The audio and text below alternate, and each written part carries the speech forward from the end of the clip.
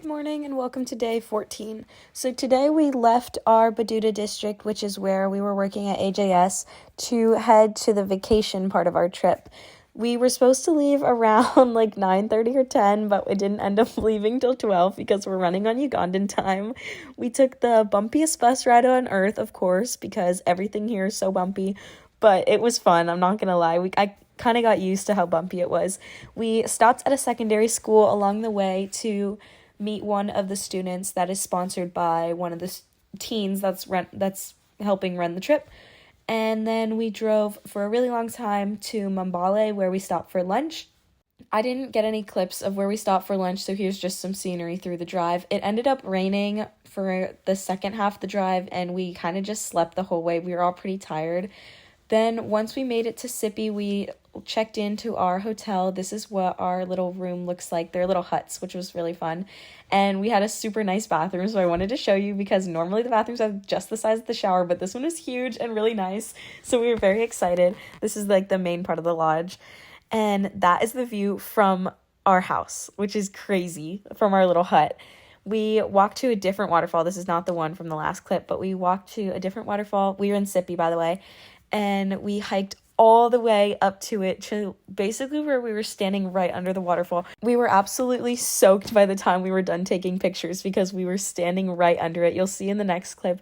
This is the first out of the two different waterfalls that we went to. So this was like, they said that this one was the smaller one, but I thought this one was cooler because we were able to walk all the way up and stand under it.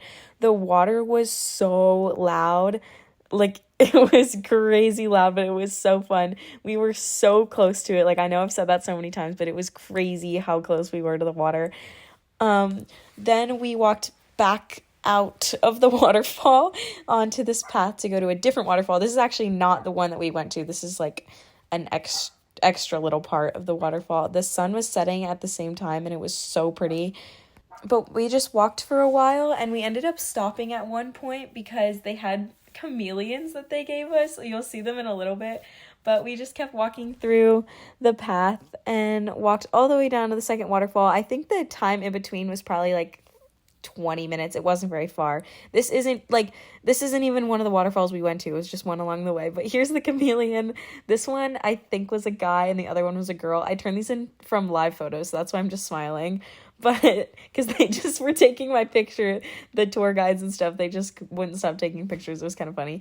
But here's the sunset. It gets even better. So if you think this is good, just wait a little longer.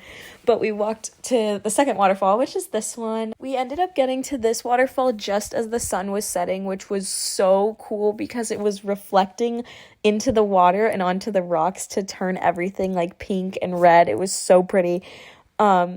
You can just hear Ani in the background of the next clip. She was just so funny. I'm pretty sure we were all thinking the same thing as her, though.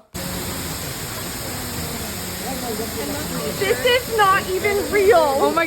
But yeah, this was the sunset. It was actually not real, as Ani said. And the rock is actually gray, but the sun was reflecting and turning it this red color, so it was just so cool. This is all we did for that day. We just headed back to the lodge for dinner and went to bed early because we have a long drive tomorrow. But yeah, make sure you come back tomorrow for day 15.